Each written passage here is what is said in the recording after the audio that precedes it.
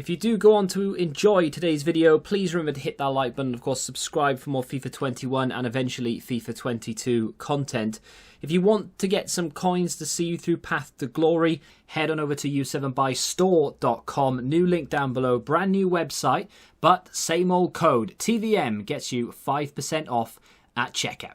What is going on, guys? TVM here. Welcome back to a brand new video. And it isn't really enough content for me to be able to make a video out of, but I'm going to do it anyway, even if it's like a minute long. It won't be because I talk too much, but I made a little bit of an observation. Maybe it's nothing because we don't have the full database yet, but I thought, you know what, let's just throw it out there, see what other people think. So this is the FIFA 21 database. The filters are centre back, all gold, and I've sorted them by pace.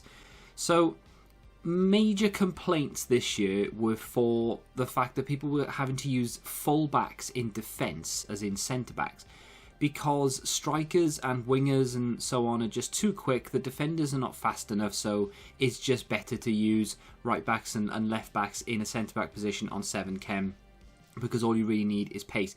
And the pros were saying it, obviously every casual started doing it, and EA, I think, have actually taken notice, and I think the only way that they can combat this is to make a change to centre-backs themselves. So you'll see that there aren't that many centre-backs in the game, just base goal cards, that have 80 plus pace. Tomori makes up 2 of them because of his transfer. And then you've got a few up here, none of which are really usable because, again, Opara wasn't usable because he wasn't very good defensively. But if you just take pace into consideration, you still can't link him into a team, so he was never really used. Klosterman was used tremendous amounts. Rafael Varane, of course, was the be-all and end-all for the majority of the game. Joe Gomez, another one of those that was used an awful lot. Manolas this year, didn't really see him. Don't know why, but we didn't. And then these two are relevant because the leagues and the nations are very difficult to link into teams for chemistry. So again, no one ever used them. So there aren't that many defenders with pace. Eder Militao down here with 78 pace. Who else is all the way down here with pace? Van Dijk 76, even though Van Dijk was used an awful lot, as soon as people started using fullbacks as centre-backs, he was dumped very quickly. And yeah, you just start dripping down, going down to the 75s.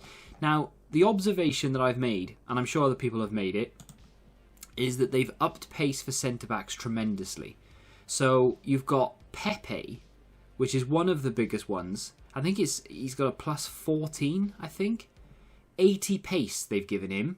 Okay, he's not the easiest player to link in the world, but with Portugal, you have the Bruno link and then the Ronaldo link, and you can use Jota and you can use Neves and Moutinho if he's still got a decent card, and there are plenty of Portuguese players you can link into. So he's not the hardest player in the world to link, but interestingly enough, there is another player in the Portuguese league that I think you might be able to get away with it in the first few weeks at least, and that is Jan Vertonghen. This is a really interesting one, and obviously I know I've said, oh, look how many players are above 80 for FIFA 21. Not that many. And then you're looking at this thinking, well, there's only 3 for FIFA 22. This isn't even, it's just a fraction of the database. It's just a glimpse through the curtain, if you will. They've not given us a lot of big names. So the fact that we have 3 above 80, well, technically speaking, we have 5 above 80, because Skriniar, again, another one of those players who has been bumped massively for pace. He's now got 80 pace. They've upped Eder Militao's pace by, 6 points? Was he 77? Tomori's gone up by 2 as well. Akanji has also gone up, I'm pretty sure. Well, he's definitely gone up because he wasn't in the 80 bracket before.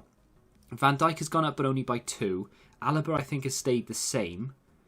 But Vertonghen, yeah, look at this. Look at his FIFA 21 card. He had 59 pace.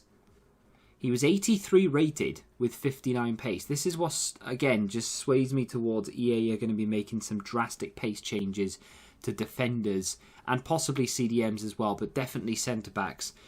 You'll see it, obviously, when they release more ratings. It's bound to happen. So Vertonghen had 59 pace in FIFA 21, and he was 83 rated, and he played for Benfica. He's another year older, obviously, because that's how life works. As you can see down here, he's 34 years of age, and I know how that feels because I am 34 myself. He's older than me, though, so I am a spring chicken. Move over. Jan Vertonghen, in FIFA 22, has been downgraded to an 81 rated card, but they've bumped him up from that 59 pace to 76. Now, okay, he's still not what I would class as... I would say he's usable. Like I said, I think he's going to be usable for the first few weeks of FIFA, maybe even the first month. And if he's really good in game and overpowered and pace doesn't seem to be as big of a problem as it has been in previous FIFAs, then sure, he'll be usable even longer. But they've made a conscious effort there to boost his pace. Why? Well, honestly, I think it's because they have taken the advice of pros on board and everybody's saying, hey, look, I'm fed up of using, or coming up against, I should say, Aaron Wan-Bissaka as a centre-back. Can you please sort this out? There's no other way they can really sort it out. Unless they nerf pace as the sort of main way to beat people, then I don't really see how else they can do it. Because some of the best defenders in the world are slow. You've got Chiellini. I think he won the what was it, the Euros with Italy, and in game he's horrendously slow, and no one ever uses him because he's just too slow. But obviously in world football, any team would be happy to have him as a centre back. So they need to do something, and it does look like they're just going to give pace boosts. It is a bit random because this is again still the FIFA 22 database from what we know so far. The port's still French for some reason. That's why, because he was born in France. Never mind. Otamendi, 81 rated. He's been upgraded, but his pace has been upgraded as well. He's still only 63. That is definitely not usable, but he has been upgraded. There are some players that haven't been upgraded that I'm very surprised by. Mats Hummels, for example, 56 pace.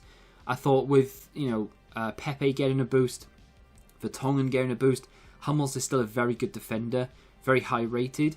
Why not give him a pace boost?